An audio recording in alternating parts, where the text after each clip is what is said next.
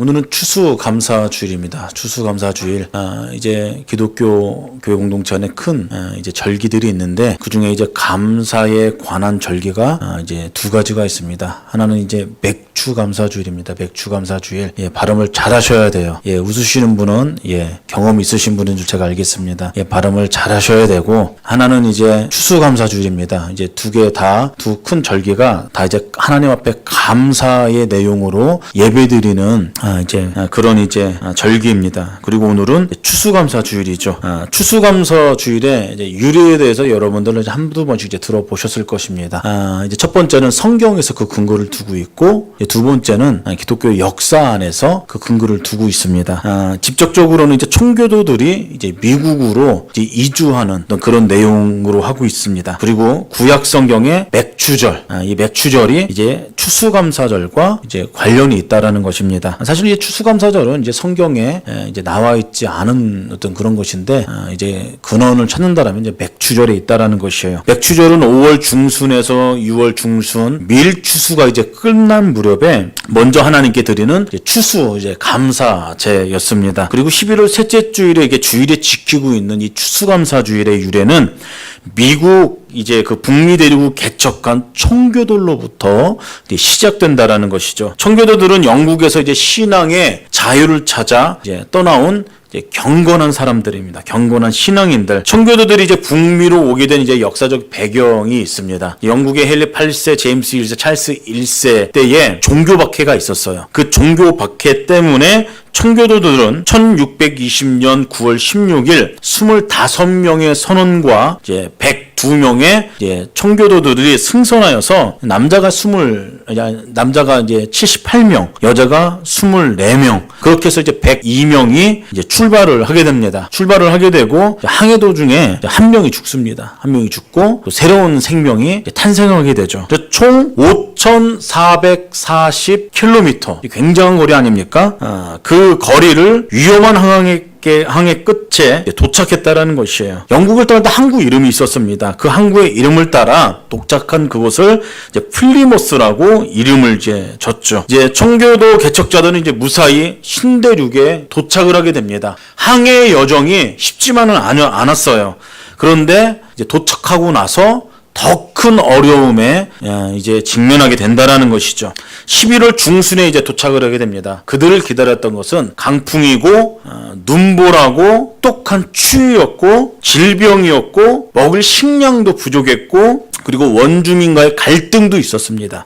그리고 이제 짐승들의 위협도 있었고, 그리고 거할 집조차도 하나도 없었던 그런 상황이었다는 것이에요. 그리고 결국 그해 겨울을 지내면서 한 2, 3개월 동안 그 사이에 도착했던 102명의 사람 중에 안타깝게도 절반 이상의 사람들이 목숨을 잃었다라는 것이에요. 참 끔찍한 일이죠. 안타까운 일입니다. 생존자는 한 50명 뿐이었습니다. 그 중에는 또 다치기도 하고 지치기도 하고 건강이 쇠약하자 질병으로 신음하기도 하고 있는 그런 안타까운 상황이었다라는 것이에요. 그런 가운데 이제 비교적 건강한 한 5-6명이 헌신하기 시작합니다. 누울 곳을 만들고 침상도 만들고 병든 자들을 간호하고 사람들의 이제 옷도 빨래를 해서 이제 입히기 시작하고, 그 추운 날이에요. 그리고 또 이제 짐승들을 사냥해서 이제 고기를 조달하기도 하고 자발적으로 헌신하는 일이 일어났다는 것이에요. 그리고 따스한 이제 봄날이 찾아오게 됩니다. 봄날이 찾아오고 생존한 남은 사람들은 땅에다 씨앗을 뿌립니다. 그리고 가꾸죠. 감사하게도 그해 가을에 기대 이상 추수를 하게 됐다라는 것이에요. 그들은 하나님 앞에 눈물로 감사했다라는 것입니다. 눈물로. 청교도들은 이 척박한 환경 가운데에 황무지에서 하나님께서 은혜를 주셔서 살아남은 것에 대해서 감사했습니다. 그리고 신앙의 자유를 주신 것에 대해서 감사했어요. 그리고 미 대륙 개척자로 삼아주신 것도 하나님 앞에 감사를 드렸다라는 것입니다. 이들은 새로운 대륙으로 건너온 그 다음엔 1661년 가을에 하나님께 첫 추수감사 예배를 드렸다라는 것입니다. 처음 추수한 곡식들과 채소들 중에 가장 귀한 것들, 가장 처음 익은 열매로 가장 좋은 것으로 하나님 앞에 예배하며 올려드렸다라는 것이에요. 그들의 기도 중에 이런 내용이 있습니다. 우리는 대서양을 건너와 여러 친구들을 잃었습니다. 그러나 하나님은 우리에게 기대했던 것보다 더 많은 것을 허락해 주셨습니다. 하나님 은혜에 감사하며 하나님께 첫 열매를 드립니다. 얼마나 귀한 믿음입니까? 얼마나 귀한 고백이에요. 그리고 이들은 가장 먼저 지은 것이 있어요. 가장 먼저 지은 것. 본인들이 살 집을 짓지 않았습니다. 가장 먼저 나무를 이제 패서 지은 것들이 뭐냐면은 첫 번째는 교회를 줬습니다. 예배할 장소를 가장 먼저 하나님을 생각하고 예배할 장소를 지었다는 것이에요. 그 다음에 학교를 지었어요. 교육할 장소. 다음 세대를 위한 것이죠. 그것을 지었다는 것입니다. 그리고 맨 나중에 비로소 자신의 이제 처소 집을 지었다라고 합니다. 이것이 추수감사절의 유래고 청교도들의 정신이라는 것이에요. 그리고 구약의 맥주절도 이제 추수감사절과 깊은 연관성이 있다라는 것이죠. 출애굽기 23장에 보면은 그렇게 시작하고 있습니다. 맥주절을 지켜라. 하나님의 명령입니다. 이거는 권면이 아니에요. 권면이 아니라 하나님의 명령이에요. 지켜도 되고 안 지켜도 되는 것이 아니라 하나님께서 맥주절을 지켜라 라고 그렇게 강하게 이야기하고 있다는 것입니다. 맥주절을 지키게 된 것은 하나님의 명령에 의해서요. 이스라엘 백성들의 이 절기를 지킨 것은 하나님께서 그렇게 말씀하셨기 때문에 이스라엘 백성들이 그렇게 지킨 것입니다. 이스라엘 백성들은 애굽에서 400여 년 동안 노예 생활을 했어요. 그리고 하나님의 은혜로 힘입어 모세를 지도자로 세우고 출애굽을 경험합니다. 그리고 모세의 인도를 받아 애굽에서 나온 이스라엘 백성들이 시내 광야에 도착했을 때 하나님께서 모세를 시내산으로 부르시죠. 그리고 십계명을 줍니다. 그때 하나님께서 말씀하신 게 뭐냐면 맥주절을 지켜라. 그렇게 하나님께서 명령하셨다라는 것이에요. 하나님의 명령이기 때문에 이것은 반드시 지켜야 된다라는 것입니다. 반드시 지켜야 되는 것이에요. 그런데 이 맥주절 이 명령 안에는 하나님의 깊은 뜻이 숨겨져 있다라는 것입니다. 하나님의 어떤 깊은 의도가 숨겨져 있다라는 것이에요. 맥주절을 지켜라 하면서 강하게 말씀하시는 것은 너희가 꼭 이것을 지켜야 된다 명령하고 어떤 거 푸시하고 막 그런 것보다는 하나님의 숨은 의도가 있다라는 것이에요. 여러분 보십시오. 뭔가를 농사를 저 열매를 수확한 후에 하나님께 감사하기 위해서 지키는 것이 맥주절 아닙니까? 그 절기예요. 그런데 하나님께서 출애굽한 후에 시내산에 도착해서 명령하신 게 맥주절입니다. 이스라엘 백성은 40 광야 생활 동안에 농사를 지은 적이 없어요. 농사를 지을 수도 없었고요. 그렇지 않습니까? 그래서 하나님께서 내려주시는 만나를 거두어 먹어서 살았습니다. 그리고 가나안 땅에 들어가죠. 가나안 땅에 들어가서야 그 후에 만나가 끊기기 시작합니다. 그 직접 농사를 지어서 수확한 열매를 먹고 살게 되었기 때문에 하나님께서 그렇게 하신 것이에요. 그리고 출수할 수 있게 하신 그 하나님께 감사를 드리기 위해서 이스라엘 백성들에게 명령하신 이 맥주절을 상황이 됐을 때 그렇게 했다라는 것입니다. 여러분 하나님께서 그렇게 말씀하시는 이유가 있다라는 것이에요. 가나안 땅에 들어가지도 않았는데 척박한 땅에서 농사를 지을 수 없었는데 하나님께서 맥주절을 지켜라라고 말씀하신 것은 미래에 내가 반드시 너희들을 가나안 땅으로 인도하겠다라는 하나님의 굳은 의지라는 것입니다. 내가 반드시 이것을 지키겠다. 그리고 그 땅에 들어갔을 때에 너희들을 농사를 줬을 때 너희들은 풍성한 열매를 얻을 것이다. 수확하게 될 것이다. 그 은혜를 너희는 잊게 될 것이다. 하나님의 굳은 의지가 이 맥주절 명령 안에 담겨져 있다라는 것이에요. 내가 반드시 너희를 가나안 땅으로 인도하겠다. 너희는 걱정하지 말아라. 당장 손에 잡히는 것 없고 눈에 보이는 것 없을 것이다. 그럼에도 불구하고 나는 너희들을 축복할 것이다. 반드시 너희를 인도하실 것이다. 하나님께서 그런 의도로 성경에서 그렇게 말씀했다라는 것입니다. 여러분 지난날에도 감사해야 됩니다. 오늘날 지금 이 순간에도 감사해야 돼요. 미래에도 감사해야 됩니다. 하나님께 감사하고 하나님께서 우리에게 주신 모든 것들을 누리게 하심을 감사해야 돼요. 그게 추수감사의 정신이고 맥주절의 정신이라는 것이에요. 그런 감사는 또 다른 감사를 불러오게 만든다라는 것입니다. 또 감사는 인생의 기쁨과 성숙함을 드러내는 척도이기도 한다라는 것이에요. 성경에 보면 사도 바울이라는 인물이 나오죠. 사도 바울의 서신 중에 그 글 중에 편지 중에 고백들이 있습니다. 근데 그 고백들 중에 사도 바울의 감사의 고백을 우리는 읽을 수 있다는 것이요, 발견할 수 있다는 것입니다. 그것을 보면은 분명 사도 바울은 감사의 사람이었어요. 감사의 사람. 성경에 보면 몇 가지의 사도 바울의 감사의 내용이 기록되어져 있습니다. 첫 번째가 무엇이냐면은 죄에서 구원받은 것에 대해서 사도 바울은 감사했다라는 것이에요. 로마서 8장 2절 말씀에 그렇게 고백하고 있습니다. 죄와 사망에서 해방됨을 감사한다라고 그렇게 말씀하고 있죠. 사도 바울의 고백 아닙니까? 죄로부터 해방과 구원받은 감사는 최고의 감사의 조건입니다. 누구에게요? 하나님을 믿는 하나님의 백성들에게 있어서 최고의 감사의 조건이라는 것이에요. 사도 바울은 로마서에도 그렇고 갈라디아서에서도 그렇고 죄로부터 해방되고 자유함에 대해서 집중적으로 말씀하고 있다는 것이에요. 그리고 감사하고 있죠.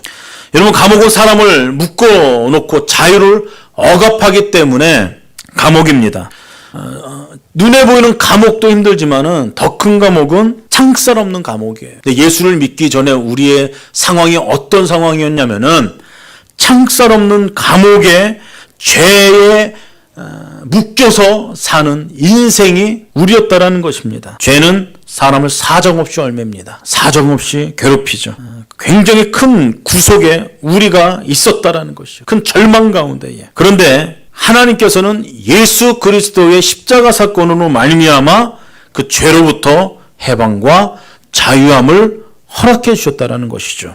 그래서 성도들이 하나님께 받은 은혜 중에 가장 먼저 크게 감사해야 되고 늘 잊지 말아야 될 감사가 뭐냐면은 예수 그리스도의 십자가 사건이라는 거예요. 야, 예수님께서 나의 죄를 위해서 죽으셨구나. 내 죄 때문에 죽으셨고 내 죄를 씻어주셨고 나를 하나님의 자녀 삼아주셨구나. 이것이 은혜구나. 이것이 감사의 조건. 가장 잊어져서 안 되고 절대로 잊어서 안 되는 가장 큰 감사의 제목이 되어야 된다는 것이에요. 바울이 그 제목을 가지고 감사했다라는 것이에요. 그리고 이 감사의 제목은 또 다른 감사의 제목을 만들어내는 원동력이 된다는 것입니다. 사랑하는 성도 여러분, 예수님의 십자가 사건으로 인하여 늘 감사의 고백을 올려드리는 여러분들의 인생 되길 주님의 이름으로 소망합니다. 두 번째는 사망에서 승리의 감사를 사도 바울은 이야기했다는 것입니다. 고린도전서 15장 57절에 이렇게 말하고 있어요. 내가 하나님께 감사하노니 죽음에서 해방되었습니다. 그렇게 이야기하고 있죠. 여러분, 사람들이 가장 두려워하는 것이 죽음입니다. 죽음. 사람들이 죽음을 가장 두려워한다고요. 이 죽음은 단어조차 어둡고 두려운 단어입니다. 여러분, 사람들이 이제 암에 걸렸을 때 가장 이제 번뜩 떠오르는 것이 나는 죽는다입니다. 죽는다. 그래서 암에 걸리면은 그 죽음 앞에서 탄식하고 두려워하고 눈물을 흘리고 몸부림치죠. 왜요? 암에 걸리면 이제 시간 문제이기 때문에 물론 완치돼도 그 시간이 그렇게 길진 않는다라는 것이에요. 그래서 마틴 하이데커라는 사람은 죽음의 5가지 특징에 대해서 그렇게 이야기했습니다. 첫 번째는 가장 정확한 사건이다. 아무도 때를 모른다. 가장 큰 비극적인 사건이다. 단 이례적 사건으로 반복이 없다. 개인적이고 아무도 대신할 수 없는 것이 바로 죽음이다. 그렇게 이야기하고 있습니다. 그런데 여러분, 이 죽음의 문제, 사람들이 두려워하는 이 죽음의 문제를 단번에 해결하신 분이 계세요. 예수님이 해결하셨다는 것입니다. 이 죽음의 문제를 예수님께서 3일 만에 부활하심으로 완벽하게 해결하셨다라는 것이에요. 그리고 예수님께서 말씀하셨죠. 예수님을 믿는 자마다 그렇게 동일하게 부활한다라는 선물을 주셨어요. 소망을 주셨어요. 그래서 바울은 그 죽음에서 해방받은 것을 감사한다라고 그렇게 고백하고 있다는 것입니다. 장례식 때마다 매일같이 그 장례를 집례할 때마다 선포하고 이야기하는 내용 아닙니까?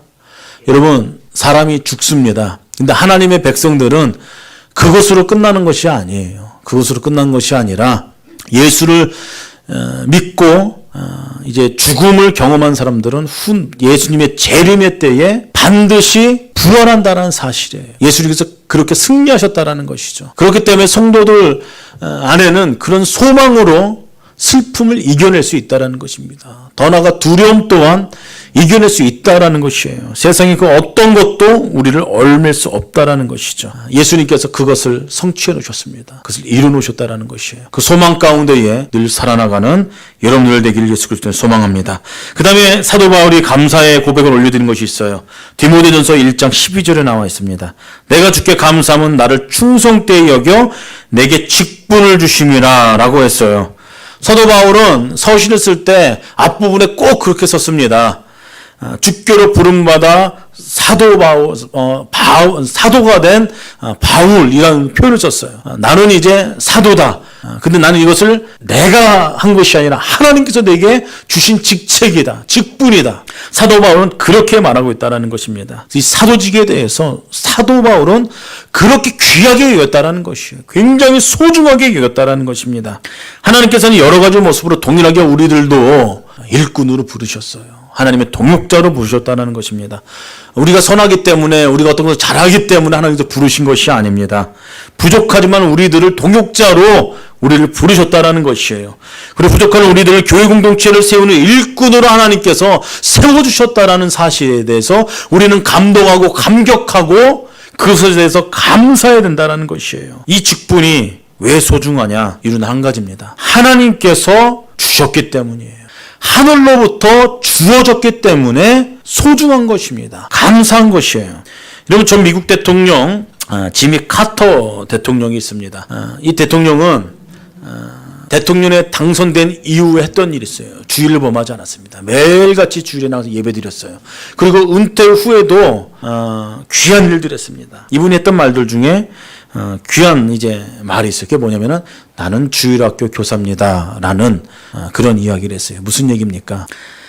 어떤 상황에서도 교회 그 주일학교 교사직만은 지켰다고 그래요. 아이들을 가르치고 아이들을 섬기는 일에 최선을 다했다라는 겁니다. 이제 임기가 마친 다음에 집 짓는 어떤 그런 이제 프로젝트가 있어요. 뭐 전 세계적으로 집 없는 사람들을 찾아다니면서 집 줘드는 어느 그런 프로그램이 있는데 그것을 이제 주동하면서 이제 계속해서 무브먼트를 일으켰던 어떤 그런 일을 이 지미 카터 대통령이 했습니다. 그때도 그렇지만 했던 고백이 봉사활동은 딱 주일 5일만 하고 어김없이 주일만 되면은 교회로 들어가 아이들을 가르쳤다고 해요. 그가 그렇게 했던 이유는 단 한 가지입니다. 하나님께서 그에게 주어진 주일학교 교사의 그 교사직이 하나님께서 내게 허락하신 그런 일이기 때문이다. 이 일은 하늘로부터 주어졌기 때문에 내가 섬기는 것이다. 그런 의식이 있었다라는 것입니다. 얼마나 참 귀합니까? 선교사 리빙스턴이 그런 이야기를 했습니다. 하나님께서 주신 직분을 이루는데 사명을 다할 때까지는 죽지 않는다라는 그런 이야기를 했다고 해요. 바울도 마찬가지죠. 직분을 주신 것에 대해서 늘 감동하고 감격했습니다. 어떻게 보면은 지금 우리가 사는 이 시대의 이 직분에 대해서 어떻게 보면 너무 의미를 모른 채 살아갈 수도 일지도 모르겠다는 생각을 들어요. 주님의 손과 발이 되어서 하나님의 교회를 세워가는 일꾼으로 삼아주신 것. 이게 여러분들의 인생에 있어서 큰 감동이요, 감격이요, 은혜가 되는, 감사의 고백이 되는 그런 귀한 일들이 되기를 주님의 이름으로 축복합니다. 그 다음에 약함을 감사했다라는 것입니다. 사도 바울은 고린도후서 11장 30절에 나는 나의 약함을 자랑한다 라고 그렇게 고백하고 있습니다. 여러분, 우리가 형통한 것도 감사의 제목입니다. 건강한 것도 감사의 제목이에요. 성공한 것도 감사한 일입니다. 얼마나 참 좋은 일입니까? 감사의 일이죠.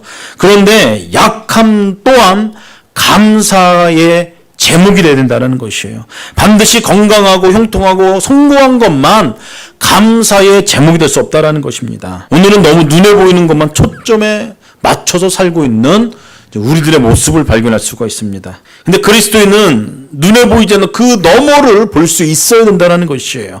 보이지 않는 하나님의 섭리와 손길을 반드시 발견할 수 있어야 된다는 것이에요. 바울은 보십시오. 몸에 치명적인 연약함을 안고 살았습니다. 그래서 그는 그 병을 가시라고 표현했어요. 하나님 앞에 고쳐달라고 그렇게 기도했습니다. 간청했어요. 하나님께서는 고쳐주지 않고 너 그대로 그냥 족한 그대로 살아라. 이게 응답 아닙니까? 그 뒤로 이제 바울은 병 낫기를 위해서 기도하지 않고 했던 고백이 있어요. 나는 나의 약함을 자랑하노라. 이것이 사도 바울의 고백이라는 것입니다. 진정한 감사이죠. 실패의 자리에서, 부족한 자리에서, 병중의 자리에서 감사할 수 있는 감사가 여러분 어떻게 보면은 진짜 감사가 아닌가 싶습니다. 우리는 너무 이 넉넉함에 감사하는데 익숙하진 않은가 모르겠어요. 근데 조금만 부족해도 불평하는 우리 모습들을 금방 찾아볼 수가 있죠. 그러다 보니 넉넉해져도 하나님께서 분명히 부어주신 은혜가 있는데 감사할 줄 모르는 모습 또한 발견할 수 있다는 것입니다. 나의 약함을 자랑하노라. 나의 약함을 자랑하노라. 한번 따라해 보겠습니다. 나의 약함을 자랑하노라. 여러분, 이 감사의 고백이 날마다 있기를 예수 그리스도로 축복합니다. 마지막으로 오늘 본문 말씀입니다. 범사에 감사하는 거예요. 범사에 감사. 범사에 감사는 감사의 중에서 가장 성숙한 사람들만이 할 수 있는 감사입니다. 여러분, 범사를 원어로 보면 이 우리말로는 어떠한 경우에도라고 그렇게 번역할 수 있어요. 어떠한 경우에도, 어떠한 상황에도, 그런 뜻이에요. 여러분, 금년 한 해를 살아온 동안 얼마나 좋은 일이 있으셨습니까? 분명히 있으실 겁니다. 행복한 일, 기쁜 일, 기억에 남을 만한 일, 그 일들이 참 많이 있었을 거예요. 여러 가지 감사의 조건들이 우리 인생 가운데에 은혜의 흔적들이 분명히 있을 것입니다. 하나를 살아올 동안 얼마나 감사의 제목들이 있었습니까? 그런데 역경 또한 있었다라는 것입니다. 역경 또한. 근데 그 역경에도 감사할 수 있어야 된다는 것이에요. 여러분 보십시오. 코로나로 인해서 저는 이제 주변에서 많은 그런 얘기를 들었어요. 와, 나라가 망하는 것 같다. 교회가 망하는 것 같다. 수많은 교회가 문을 닫는다. 이러다 한국 교회는 이제 몇 년 더 퇴보하는 거 아닌가. 떨어져난 성도들이 수백 명 교회 안에 뭐 수백 명, 수십 명 되는데 이거 나중에 회복이 안 된다. 수많은 사람들이 걱정했습니다. 근데 지금 2년이 지난 3년인가요? 뭐 얼마나 됐는지 생각이 잘 안 나네요. 아무튼 꽤 오랜 시간이 지났는데 이 시점 안에서 보십시오. 그것도 기후였다라는 것을 저는 그렇게 고백하고 싶습니다. 역경에도 감사한 일이 있어야 돼요. 한국교회가 코로나 앞에서도 감사한 일이 있고 코로나 기간 안에서 개척된 세움교회도 감사한 일이 분명히 있는 것이고 우리의 삶의 여정 가운데에 코로나뿐만 아니라 여러 가지 상황으로 다가오는 그 역경 안에도 감사의 제목이 분명히 있다라는 것입니다. 근데 역경 가운데 나만이 어려움이 내 안에 경험되어지나 이런 생각만 한다라면은 그 고난은 더 커지죠. 그리고 낙심 또한 더 커질 수밖에 없다라는 것입니다.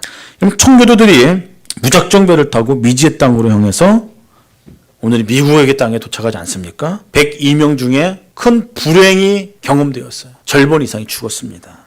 자유롭게 신앙생활하고자 떠난 것이에요. 하나님 때문에 떠난 것이에요. 하나님을 마음껏 예배하고자, 마음껏 찬송하고자 고향을 떠난 건 아닙니까? 얼마나 큰 결심이에요. 그런데 결과가 무엇이에요? 절반이 죽었어요. 절반이. 혹독한 환경이 그들을 기다리고 있었습니다. 근데 때가 지나고 첫 열매를 수확할 때 하나님께서 큰 은혜를 주었어요. 하나님께 감사의 고백을 드렸죠. 역경을 뛰어넘어서 하나님께서 베푸신 은혜의 흔적이 분명히 있고 그것으로 인해 감사하고 그것이 추수감사주일의 유래가 되었다는 것이죠. 그 조상들은 프리마우스 지역 언덕에서 예배를 드립니다. 그리고 언덕에서 비문 하나 세우는데 거기다 그렇게 기록해놨어요.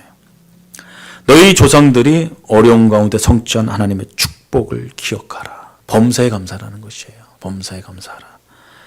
어떤 역경 가운데서도 그것을 성취한 하나님의 축복을 기억하라. 범사에 감사하라.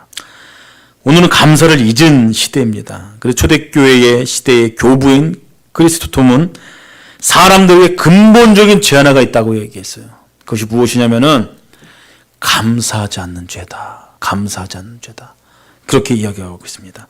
그래서 여러분 어떻게 보면 감사한 마음이 없는 그런 삶은 어떤 것보다 가장 큰 저주를 받은 인생이라고 저는 생각합니다. 삶에 간격이 없어요. 감사가 없어요. 기쁨이 없어요. 그런 인생은 어떻게 보면 참 암울한 인생이라는 것이에요. 오늘은 차고 넘치는 시대 아닙니까? 어떤 면으로도요. 그런데 감사할 줄 모르는 인생. 얼마나 비극입니까? 주님께 감사를 기다리세요. 우리들의 감사의 고백을 기다리고 계십니다. 누가복음 17장에 예수님께서 10명의 문둥병을 치료해 줍니다. 그리고 그들에게 제사장에게 가라고 해요. 몸을 보여라. 가다가 깨끗함을 받습니다. 안타깝게도 10명 중에 한 명만, 유대인 말고 사마리아인 한 명만 예수님께도 하나님의 영광으로 감사했다라는 것이에요. 그때 주님께서 말씀하신 거 있어요. 나머지 9은 어딨냐? 아홉은 어딨냐? 여러분, 여러분들은 이 사마리아인처럼 예수 앞에 나와 감사의 고백을 하는 그 감사의 주인공들이 다 되기를 예수 그리스도의 이름으로 축복합니다. 오늘 말씀하고 있어요. 범사에 감사하라. 이것이 너희를 향하신 하나님의 뜻이니라. 감사는 하나님의 뜻입니다. 범사에 감사하십시오. 어떤 환경과 상황 가운데서도 감사의 고백을 올려드리는 또 이 추수감사 주일이 되는 복되고 귀한 시간이 되기를 예수 그리스도의 이름으로 축복합니다.